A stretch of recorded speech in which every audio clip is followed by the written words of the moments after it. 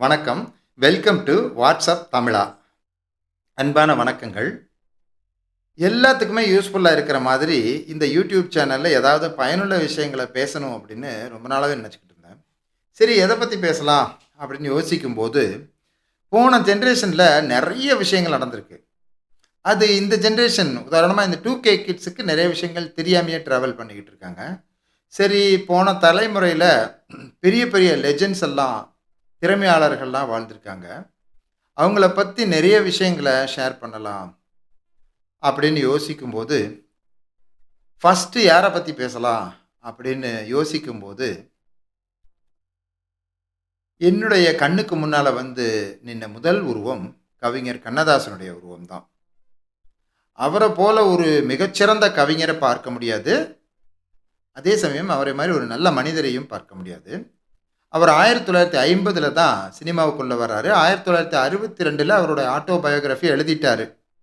அத வந்து ஒரு காஸ்ட்லியான ரேட்டுக்கு தான் அந்த புக்கே எழுதி விக்கிறாரு. அப்ப கூட பலாயிரக்கணக்கான புத்தகங்கள் வித்திருக்கு. ஒரு 3, 4 வருஷம் கழிச்சு அவரே மலிவு பதிப்புலயும் பிரிண்ட் அடிச்சு விக்கிறாரு. அதுவும் விக்கிது.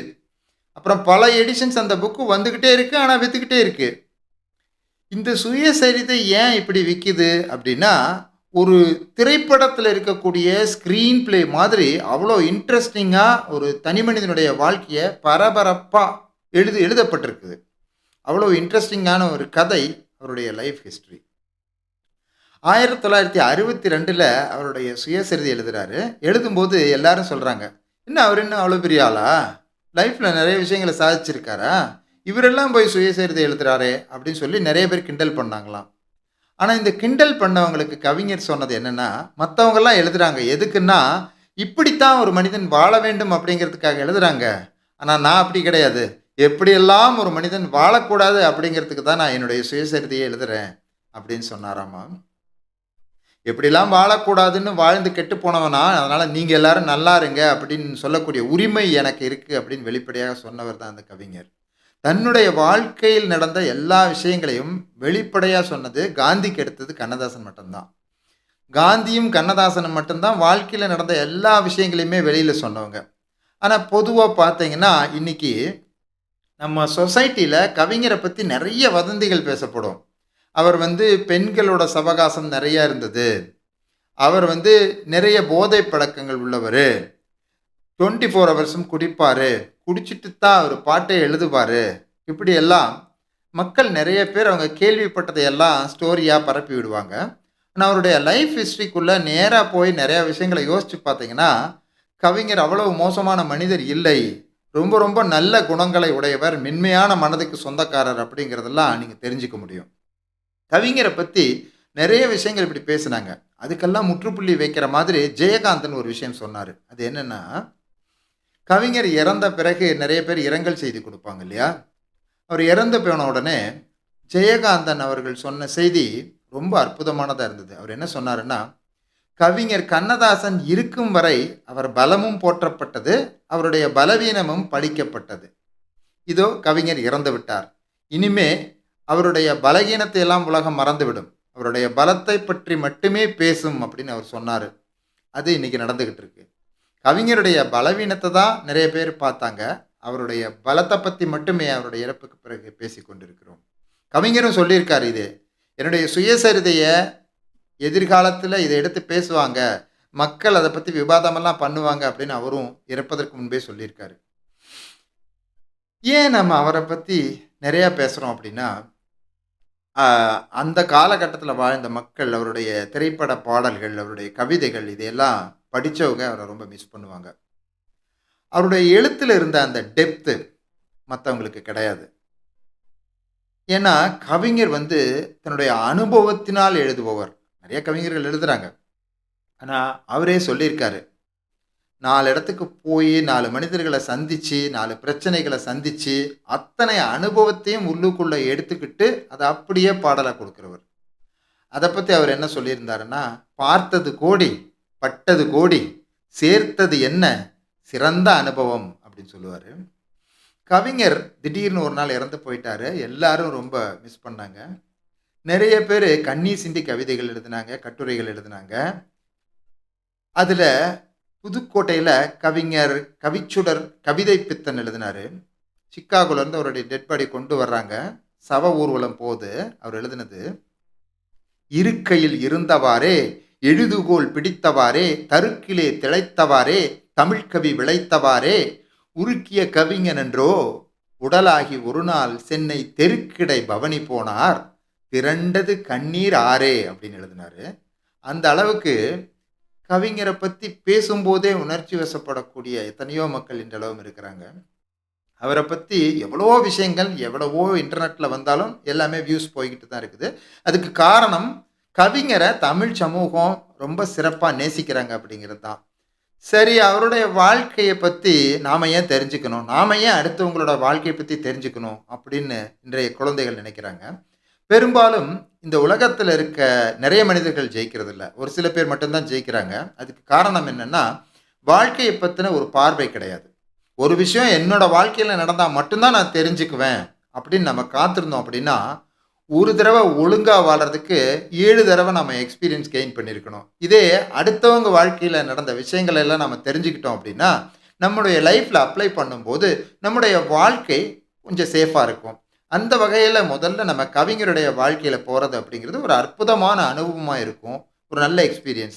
கவிஞரே சொல்லுவார், ஒருத்தனுடைய வாழ்க்கை எப்படியெல்லாம் ட்ராவல் ஆகி எப்படியெல்லாம் முடியும் அப்படின்னு சொல்லுவார். அதை கவிதையில் சொல்லுவார். ஆறிலே பிள்ளைகள் ஆடலும் பாடலும் ஆனந்த கூத்துமாய் வாழும். இதில் 6 வயசில் 6 ஆன பின் 6x2 12. 6 ஆன பின் பள்ளியும் பாடமும் ஆறாபாரங்களும் சூழும். ஏறுமோர் வயதுதான் 20 எட்டினால் எண்ணிலா காதலில் ஆளும். தாறுமார் ஆனதோர் வாழ்க்கையை வாழ்ந்த பின் தன்னிலை விமியே வாழும். கால மாற்றங்களால் கணித மாற்றங்களும் கவன மாற்றங்களும் நேரும். கோல மாற்றம் வரும், குணத்தில் மாற்றம் வரும், கொள்கை மாற்றம் வந்து சேரும். ஞாலமே பெரியதாய் சிறியதாய் மோசமாய் நல்லதாய் கெட்டதாய் தோன்றும். வாலிலா குரங்கு போல் வாழ்ந்த நாள் வாழ்ந்த பின் வாழ்ந்ததை எண்ணியே வாழும். எப்படியெல்லாம் வாழணும்னு நினச்சோமே, இப்படியெல்லாம் வாழ முடியலையே அப்படின்னு தோணுமா. கால மாற்றங்களால் கணித மாற்றங்கள், வயசாக வயசாக கால்குலேஷன்ஸ் தப்பாகும், கவன மாற்றங்கள் நேரும், கோல மாற்றம், உருவம் மாறும், குணத்தில் மாற்றம் வரும். 40 வயசு வரைக்கும் பிடிச்சதா இருக்கும், அதுக்கப்புறம் பிடிக்காம போயிடும். பிடிச்சவங்கெல்லாம் பிடிக்காம போயிடுவாங்க. பிடிச்ச படம் பிடிக்காது, பிடிச்ச கட்சி பிடிக்காது, கொள்கையில் மாற்றம் வரும். இப்படி வாழணும்னு நினச்சோம், ஆனால் வாழ்க்கை ஒரு ட்ராக்கில் தான் நம்மளை கூட்டிகிட்டு போகும். படித்த படிப்பு கிடச்சிருக்காது, பிடித்த வேலை கிடச்சிருக்காது, பிடிச்சவங்களை கல்யாணம் பண்ணியிருக்கணும்னு நினைப்போம், ஆனால் வாழ்க்கை நம்மளை இன்னொரு பக்கம் கூட்டிகிட்டு போவோம்.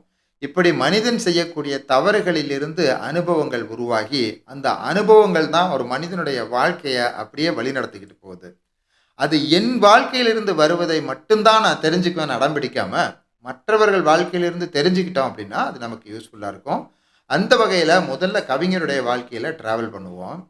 கவிஞர் கண்ணதாசன் காரைக்குடிக்கு பக்கத்தில் சிறுகுடல்பட்டி அப்படிங்கிற ஒரு ஊரில் முத்தையா அப்படின்ற இயற்பெயரோட பிறந்தவர். அவருடைய குடும்பம் ரொம்ப வசதியான குடும்பம், சொஃபஸ்டிகேட்டடான ஃபேமிலி, நல்ல லைஃப்பை லீட் பண்ண ஃபேமிலி. கண்ணதாசனுடைய அப்பா சாத்தப்பன் ஊரில் ஒரு பெரிய மனுஷன், எந்த கெட்ட பழக்கமும் இல்லாதவர், நேர்மையான முறையில் வாழுவார், எந்த பெண்ணையும் ஏறெடுத்து பார்க்க மாட்டார், ரொம்ப நல்ல லைஃப் லீட் பண்ணிக்கிட்டு இருந்தார். மீன் வேணும் அப்படின்னா கூட ஆள் வச்சு தான் மீன் பிடிச்சி சாப்பிடுவாராம். ஒரு கறிக்கடையில் முக்கியமான பார்ட்ஸ், இப்போ ஆட்டோட தலை குடல் இதெல்லாம் இல்லை அப்படின்னா கண்ணதாசனோட வீட்டிலேருந்து வந்து வாங்கிட்டு போயிருப்பாங்க அப்படின்னு சொல்லி எல்லாரும் நினைப்பாங்களாம். அந்த அளவுக்கு ஞாயிற்றுக்கிழமையானால் மொத்த கறியவும் வாங்கி சாப்பிடக்கூடிய ஒரு குடும்பம். கண்ணதாசனோட அப்பா ஒரு காஸ்ட்லியான கார் அந்த காலத்திலே வச்சுருந்தாராம்.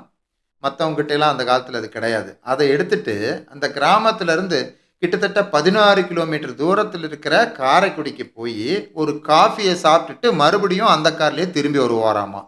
அந்த மாதிரியான ஒரு வசதியான வாழ்க்கையை வாழ்ந்தவர். ஆனால் கவிஞர் 8வது படிக்கும்போதே அவருடைய ஸ்கூல் ஃபீஸ் கூட கட்ட முடியாத அளவுக்கு வறுமைக்கு வந்துருச்சு. அதுக்கு காரணம், நல்ல தந்தையா எந்த கெட்ட பழக்கமும் இல்லை அப்படின்னாலும் ஒரே ஒரு மிகப்பெரிய கெட்ட பழக்கம் இருந்தது, சூதாட்டம். இப்போ கூட ஆன்லைனில் நம்ம 2K கிட்ஸ் விளையாடுறாங்கல்ல, ஆன்லைனில் ரம்மி விளையாட வாருங்கள்னு இருக்கிற பணத்தை எல்லாம் தொலைக்கிறாங்க இல்லையா, அது மாதிரி அந்த காலத்தில் மேனுவலாக விளையாடுவாங்க. அதுக்கு போலீஸ் ரைடெல்லாம் இருக்கும். அதனால என்ன பண்ணுவாங்க, செட்டிநாடுக்குள்ள பெரிய பெரிய வீடுகளுக்கு உள்ள ஒளிஞ்சு உட்காந்து குரூப்பா விளையாடுவாங்களாமா. அதுக்கு சமையலுக்கு, எடுபிடிக்கு இதுக்கெல்லாம் ஆளுங்கலாம் வச்சுக்கிட்டு 4, 5 நாளு ஒரே வீட்ல பெட்டு நெறையா கட்டி விளையாடுவாங்களாம். சூதாட்டம் அப்படிங்கிறது வந்து ஆரம்பத்தில நம்ம ஜெயிக்க வைக்கும். போக போக அந்த ஆசைக்குள்ள நம்மள தூண்டி விட்டு, நம்ம கற்ற காட்ட எல்லாத்தையும் இழக்க வச்சு நடுத்தெருவுல நிறுத்திரும். இப்படித்தான் சாத்தப்பன் அவர்கள் குடும்ப சொத்துக்கள் எல்லாத்தையுமே சூதாட்டத்தில கொஞ்சம் கொஞ்சமா இழந்திருக்கிறாரு. கவிஞருடைய குழந்தை பருவம் அப்படிங்கிறது எப்படி கழிஞ்சது அப்படின்னு கவிஞர் சொல்லியிருக்காரு. அவருடைய அப்பா எந்த வீட்ல உட்காந்து சூதாடுறாரு அப்படின்னு அழுதுகிட்டே அவங்க அம்மா போய் ஒவ்வொரு வீடா தேடுவாங்களாம். அவங்க அம்மா கூடயே குழந்தையா இருக்கக்கூடிய கண்ணதாசனும் போவாராம். ஏதாவது ஒரு வீட்டுக்குள்ள அப்பா ஒளிஞ்சிருப்பாராம். சூதாடிக்கிட்டு இருப்பாராம். அவர பாதியில கூட்டிக்கிட்டு வந்து, "இப்படி குடும்பத்தினுடைய சொத்துக்கள் முழுவதும் சூதாட்டத்திலே போகுது." அப்படின்னு கவிஞர் கண்ணதாசனுடைய குழந்தை பருவம் அப்படியே போச்சு. ஸ்கூல்ல படிக்கும்போது பார்த்தீங்கன்னா, 5 வயசுலயே 5 பூரி சாப்பிடுவாரு. ரொம்ப சேட்டை பண்ணுவாரு. தமிழ் மேல ரொம்ப காதல், மனப்பாட அறிவு அதிகம். எந்த பாடல பார்த்தாலும், அந்த கவிதை எப்படி எழுதப்பட்டது அப்படின்னு உற்று நோக்கக்கூடிய திறன் சின்ன வயசுலயே அவருக்கு இருந்திருக்கு. 5ஆம் வகுப்புக்கு அப்புறம் கண்ணதாசன வந்து அமராவதி புதூர் அப்படிங்கிற ஒரு ஊர்ல இருக்கக்கூடிய ஒரு குருகுலத்தில சேர்த்துறாங்க. ஹாஸ்டல் மாதிரி. அங்கேயே தங்கி, அங்கேயே படிக்கணும். அந்த குருகுலத்த வந்து 24 கிலோமீட்டர் இவங்க வீட்ல இருந்து. அங்க செவுரேறி குதிச்சு கவிஞர் கண்ணதாசன் தன்னுடைய சொந்த ஊர் 24 கிலோமீட்டர் தூரத்துக்கு நடந்தே வந்திருக்காரு. என்னென்ன சேட்டை பண்ணியிருக்காரு பாருங்க. அதுக்கு ரீசன் என்னன்னா, குருகுலத்துல வெஜிடேரியன் சாப்பாடாம். இந்த வெஜிடேரியன் சாப்பாடு சாப்பிடாம நான்வெஜ் சாப்பிடணும் அப்படிங்கிற ஒரே காரணத்துக்காக 24 கிலோமீட்டர் நடந்தே வரக்கூடிய பக்குவம் தான் அவருக்கு குழந்தை பருவத்தில் இருந்திருக்குது. குருகுலத்துல பல வகையான சேட்டைகள், பல கெட்ட பெயர்கள், பெரிய பெரிய ஆசிரியர்கள்லாம் இருந்த பன்மொழி புலவர் அப்பாதுரை அந்த குருகுலத்திலாம் வேலை பார்த்தாராம். எல்லா ஆசிரியர்கிட்டயும் கெட்ட பேரு. பலாப்பழம் திருடுறது, செவுரேறி குதிக்கிறது, ஆசிரியர்களுக்கெல்லாம் பட்டப்பேர் வச்சு அதை போர்டில் எழுதி ஒட்டுறது, பசங்களை எல்லாம் கூட்டிட்டு கட்டடிச்சிட்டு சினிமாவுக்கு போகிறது, இந்த மாதிரி வேலைகள் எல்லாம் கண்ணதாசன் பார்த்துருக்காரு. ஒரு தடவை பசங்களை எல்லாம் கூட்டிட்டு கட்டடிச்சிட்டு சினிமா தேட்டரில் உட்காந்து விசில் அடித்து கைதட்டி படம் பார்த்துட்டு இருக்கும்போது பின்னால இருந்து ஒரு கை வந்து விழுந்துதான். யாருன்னு பார்த்தா அவருடைய ஸ்கூல் வாத்தியார். மொத்த பேரையும் அடித்து மறுபடியும் கொண்டு போய் ஸ்கூல்லேயே போட்டிருக்காரு. ஒரு 8வது படிக்கும்போது கவிஞருடைய ஸ்கூல் ஃபீஸ் கூட கட்ட முடியாத அளவுக்கு அவருடைய குடும்பம் வந்து வறுமைக்கு வந்துருச்சு. சரி, இதுக்கு மேலே படிப்பை கண்டினியூ பண்ண முடியாது, ஸ்கூல் ட்ராப் ஆகுது. சரி, என்ன பண்ணலாம் அப்படின்னு சொல்லிட்டு ஆசிரியர்கள் கிட்ட எல்லாம் குட் பை சொல்லிட்டு விடை பெற்றுக்கிட்டு வீட்டுக்கு போகலாம் அப்படின்னு சொல்லி ஒவ்வொரு ஆசிரியராக போய் கவிஞர் கண்ணதாசன் பார்க்குறாரு. எல்லாரும் அவருக்கு ஆசீர்வாதம் பண்ணி வெளியே அனுப்பியிருக்காங்க. அப்படி பண்ண ஆசீர்வாதம் என்னன்னா, நீ எல்லாம் சத்தியமா எங்கே போனாலும் உருப்படவே மாட்டேன் அப்படிங்கிறது தான். அந்த அளவுக்கு சேட்டா பண்ண கவிஞர் ஒரு கெட்ட பேரோட தான் ஸ்கூல்ல இருந்து வெளியே வந்திருக்காரு. ஊரில் வந்து தங்கியிருக்காரு. இதுக்கு மேலே படிக்கவும் முடியல. அவருக்கு வேலைக்கு போகிறதுக்கும் இன்ட்ரெஸ்ட் இல்லை. இவருக்கு மைண்டில் இருந்தது மொத்தமும் எப்படியாச்சும் ஒரு பெரிய எழுத்தாளர் ஆகணும் அப்படிங்கிறது தான். இந்த சிந்தனையோட ஊரெல்லாம் சுற்றி வந்தால் ஊரில் எல்லாம் கிண்டல் பண்ணுறாங்க. இந்த வர்ற எழுத்தாளர் போகிறாரு, இந்த வர்ற கவிஞர் போகிறாரு அப்படின்னு கிண்டல் பண்ணுறாங்க. எல்லாரும் டிஸ்கரேஜ் பண்ணுறாங்க. "பா, நீ எல்லாம் எப்படிப்பா எழுத்தாளர் ஆக முடியும்? நீ எல்லாம் எப்படி கவிஞர் ஆக முடியும்? உன்னை பார்த்தாலே அப்படிலாம் தெரியலையே." அப்படிலாம் சொல்லி டிஸ்கரேஜ் பண்ணுறாங்க. அம்மா திட்டுறாங்க, அப்பா திட்டுறாங்க. யாருமே நம்ம சொல்கிறத கேட்டுக்க மாட்றாங்களே அப்படின்னு சொல்லி கவிஞர் தன்னை தனிமைப்படுத்திக்கிறாரு. பக்கத்தில் இருக்கக்கூடிய தோப்பு, தோட்டம் இதுக்கெல்லாம் போய் உட்காந்து தான் ஆசைப்பட்ட மாதிரி எழுதி எழுதி பார்த்து காற்றுல பறக்க விடுறாரு. தூரத்தில் இருந்து இதை பார்க்குறவங்க, "இதை பாடுறா முத்தையா பைத்தியம் ஆயிட்டான்" அப்படின்னு சொல்லி பேச ஆரம்பிச்சிட்டாங்க. கவிஞருக்கு வந்து ஒரு கட்டத்தில் தோணுது, அவருக்கு மனபாரம் அதிகமானதுனால முதல் காதலும் தோல்வியில் முடிஞ்சிருக்கு. ஒரு பெண்ணை அவர் காதலிக்கிறாரு, அதுவும் தோல்வியில் முடிஞ்சிருக்கு. சரி, காதலும் காலி ஆயிடுச்சு. இனி நாம் எதிர்பார்த்த மாதிரி எழுத்தாளராகணும்னு பார்த்தா, நாம் போக நினைக்கிற உலகம் ஒரு மாதிரி இருக்குது. இந்த ஊரோட லெவலே வேறு மாதிரி இருக்குது. இங்கே இருந்தால் நமக்கு சரி வராது. எப்படியாவது வெளியூர் போகலாம் அப்படின்னு சொல்லி யோசிக்கிறாரு. ஏன்னா அவரை சியர் பண்ணுறதுக்கு யாருமே இல்லை. அம்மா திட்டுறாங்க, அப்பா திட்டுறாங்க. பின்னாடி ஒரு கவிதையில் அதை சொல்லுவார். "தான் பெற்ற பிள்ளையை ஏன் பெற்றோம் என்று அன்னையும் மாண்டு போனார். தகப்பனும் இப்பிள்ளை உருப்படாதென்று தான் தணலிலே வெந்து போனான். ஊன் பெற்று யானுமோர் உயிர் கொள்ள வைத்தவன் கடவுளை.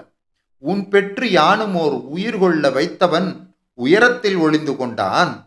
உதிரத்தின் அணுவிலே தமிழென்னை ஒருத்திதான் உறவாக வந்து நின்றாள். அந்த தமிழையும் கவிதையும் மட்டும் வச்சுக்கிட்டு எப்படியாவது ஊரை விட்டுட்டு போகணும் அப்படின்னு சொல்லி கிளம்புறாரு. கொஞ்சம் பேர்கிட்ட போய் இந்த மாதிரி நான் வெளியூர் போக போகிறேன், எழுத்தாளராக போகிறேன் அப்படின்னு சொல்கிறாரு. வழக்கம் போல் யாரும் ஷேரப் பண்ணல, எல்லாருமே டிஸ்கரேஜ் தான் பண்ணுறாங்க. பின்னால் இந்த அனுபவத்தில் கவிதையை சொல்லுவார். பட்ட படிப்பு படிக்கத்தான் நினைத்திருந்தேன், கொட்டும் மொழிமலையில் குளிக்கத்தான் நினைத்திருந்தேன். ஆனால் 8ஆம் வகுப்பை எட்டத்தான் என் பெற்றோர் இட்டார், பின் ஏழ்மையிலே என்னை உலகில் விட்டார். கல்வி இல்லா வாழ்வு கரையில்லா தோணி என கலங்கினேன், கற்றோரை கண்டு கரையில் நின்றேன். வந்தாயே தாயே வாமகனே என்றாயே, தந்தாயே நாவெல்லாம் சரம் சரமாய் தமிழ் பாடல். உன்னை மறப்பேனா உனைப்பாடாதிருப்பேனா, என்னை எரித்தாலும் எரியும் நெருப்பில் உன்னைத்தான் காணும் உலகம் தமிழ்த்தாயே. சின்ன மகன் உன்னை சிறந்தாழ்த்தி வணங்குகிறேன் அப்படின்னு சொல்லி எல்லாரும் அவநம்பிக்கை பேசும்போது தமிழ் மேலே இருக்கக்கூடிய நம்பிக்கையில் ஊரை விட்டு புறப்படுறாரு. கையில் பணம் கிடையாது, யாரை போய் பார்க்க போகிறோம், எந்த ஊருக்கு போகிறோம், எந்த பிளானுமே கிடையாது. ஆனால் லட்சியத்தை நோக்கி போகணும் அப்படின்னு கிளம்புறாரு. வாழ்க்கையில் யாராவது ஒரு சில பேர் முன்னேறிட்டாங்க அப்படின்னா அவங்களுடைய வெற்றி மட்டும்தான் நம்ம கண்ணுக்கு தெரியும்.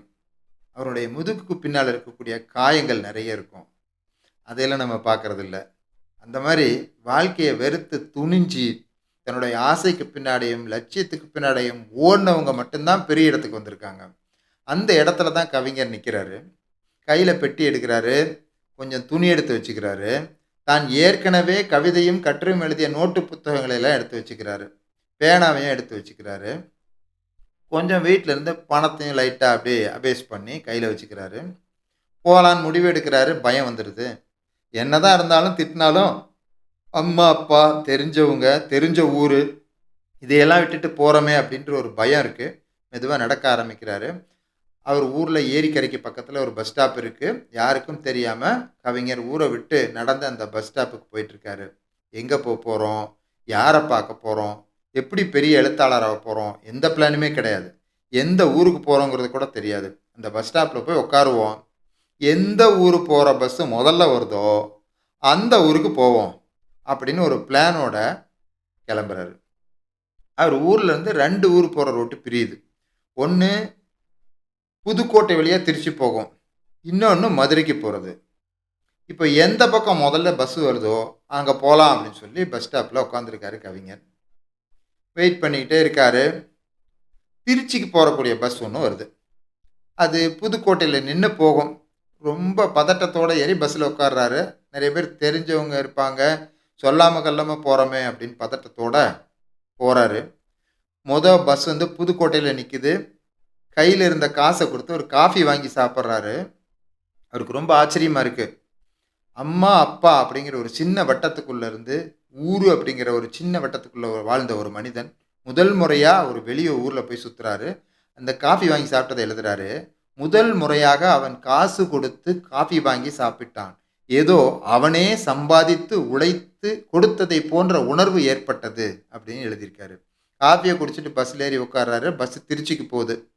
இப்போ திருச்சியில் கவிஞருக்கு என்ன பிளான்னா, ஜாபர் ஷா தேர்வில் இருக்கக்கூடிய ஒரு பத்திரிகை அலுவலகத்தில் இருக்கக்கூடிய ஒரு பத்திரிகை ஆசிரியரை சந்திக்கிறதுக்கு போகிறாரு. அவர் தான் கவிஞருக்கு ரொம்ப தெரிஞ்சவர். ரொம்ப தெரிஞ்சவர்னா அவரை பார்த்தது கிடையாது, பேசுனது கிடையாது, பழக்கம்லாம் கிடையாது.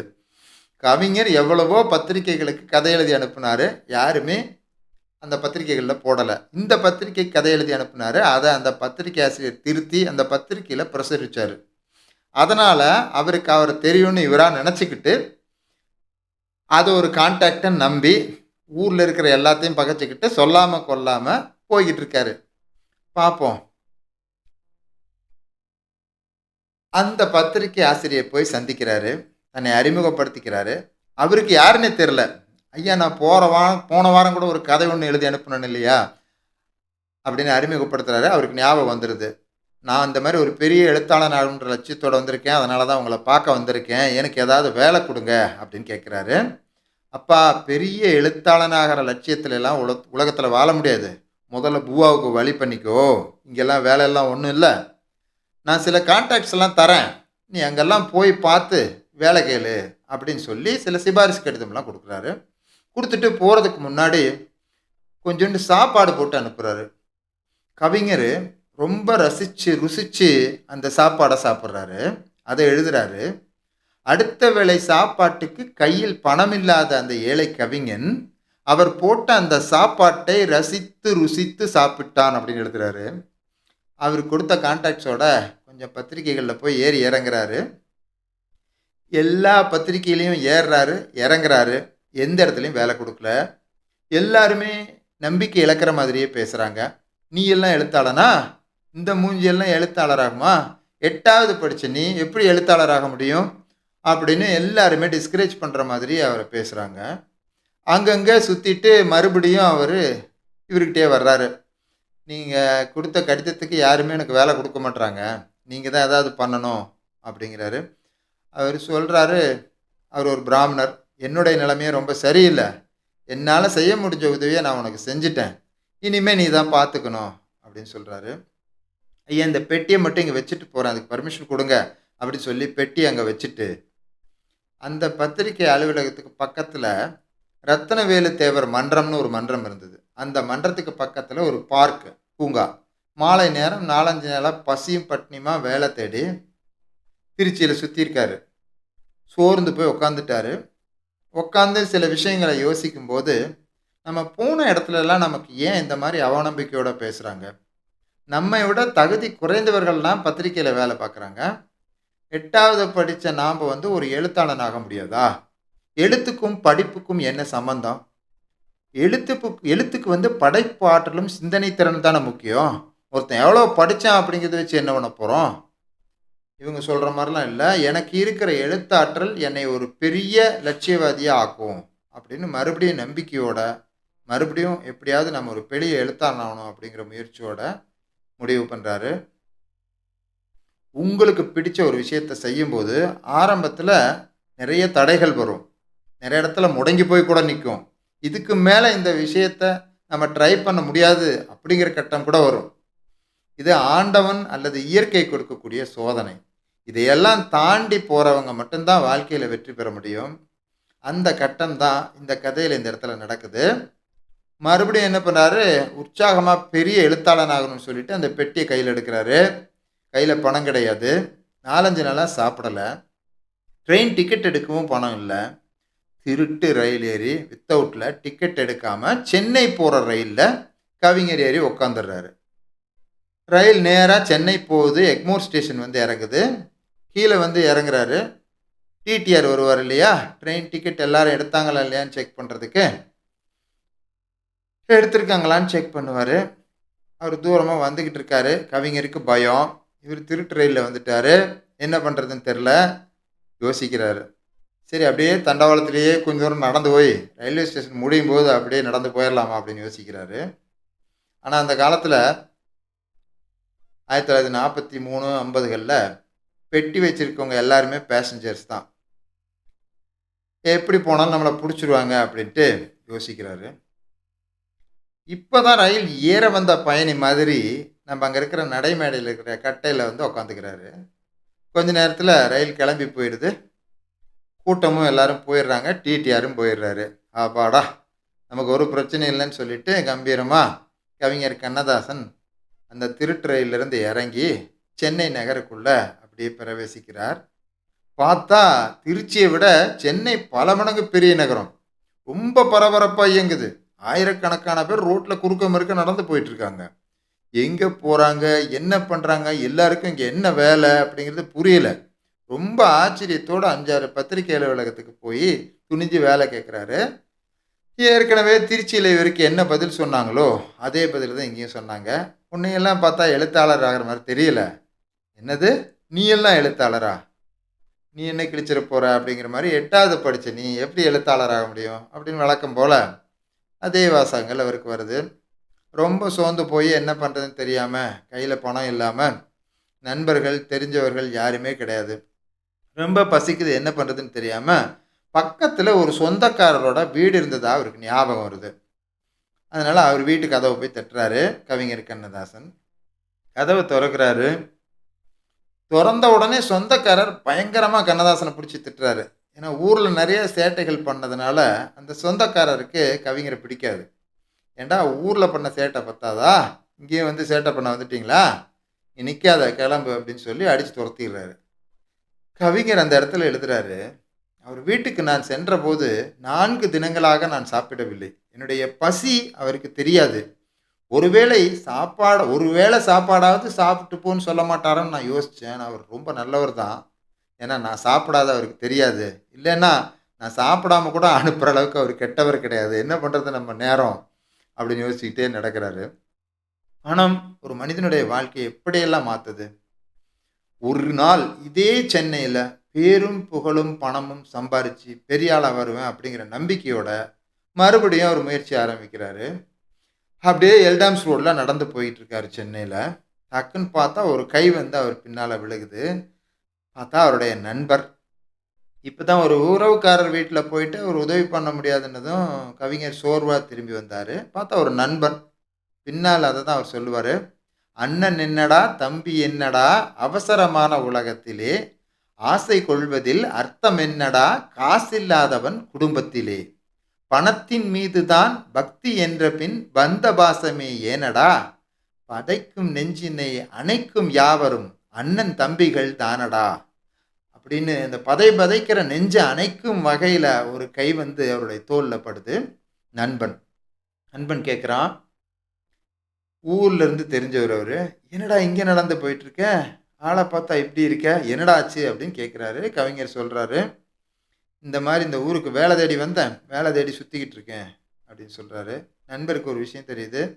கவிஞர் சாப்பிட்டு 4, 5 நாள் ஆயிருச்சு அப்படிங்கிறது தெரிஞ்சிருது. "வாடா காஃபி சாப்பிட்டு போலாம்" அப்படின்னு அந்த நண்பன் கூப்பிடுறான். கவிஞர் அந்த இடத்த, அந்த சோகத்த எழுதுறாரு.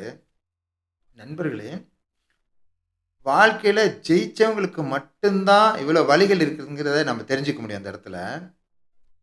அந்த ஊர்ல நெறைய பேர் என்ன சுத்தி இருந்தாங்க. ஆனா யாருக்குமே என்னோட பசி தெரியல. என்னுடைய நண்பன் ஒருவனுக்கு தான் தெரிந்தது. அது எப்படி இருந்ததுன்னா, அரிச்சந்திரன் மனைவி கழுத்தில் இருக்கக்கூடிய சந்திரமதியினுடைய கழுத்துல இருக்கக்கூடிய அந்த தாலி அவள் கணவனுக்கு மட்டுமே தெரியும் அப்படிங்கிற மாதிரி, மத்தவங்க கண்ணுக்கு தெரியாது இல்லையா? அந்த மாதிரி கவிஞருடைய பசி அந்த நண்பனுடைய கண்ணுக்கு மட்டும் தான் தெரிந்தது அப்படின்னு எழுதியிருக்காரு. அதுல இன்னொரு சோகத்தையும் குறிப்பிடுறாரு. யாரோ ஒருத்தரு காஃபி சாப்பிட்டு போலாம் அப்படின்னு கூப்பிட்டா, கவிஞர் அதுல கீழ எழுதுறாரு. அவனுக்கு அந்த நேரத்தில் இருந்த பசியில் ஒப்புக்கா கூட அவன் அதை மறுக்கவில்லை.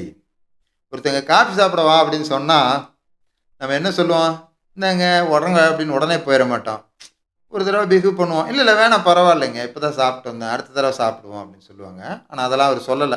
அவனுக்கு இருந்த பசியில் ஒப்புக்காக கூட அவன் அதை மறுக்கவில்லை. நேராக போனான். அந்த நண்பன் வாங்கி கொடுத்த காஃபியை வாங்கி சாப்பிட்டான். அந்த நண்பர் விடை பெற்றுக்கிட்டாரு. கவிஞர் அவருடைய கப்பல் இப்ப கரை தட்டி நிக்குது. கையில காசு இல்ல. 4 நாளா சாப்பிடல. அடுத்த வேளை சாப்பாட்டுக்கு உத்தரவாதம் இல்ல. தெரிந்தவர்கள், நண்பர்கள் யாருமே கிடையாது. எல்லாமே கைவிட்டாங்க. அதனால கவிஞர் தன்னுடைய லட்சியத்திலிருந்து பின்வாங்கவே இல்லை. எப்படியாவது எடுத்த லட்சியத்துல வெற்றி பெறணும் அப்படிங்கிற முடிவுல தெளிவா இருக்கிறாரு. கவிஞர் தன்னுடைய லட்சியத்துல அடுத்த கட்டத்துக்கு முன்னேறி பயணப்படுறாரு. அத பத்திய விஷயத்த அடுத்த பாகத்துல பார்ப்போம். தேங்க்ஸ் ஃபார் வாட்சிங் வாட்ஸ்அப் தமிழா. கீப் வாட்சிங்.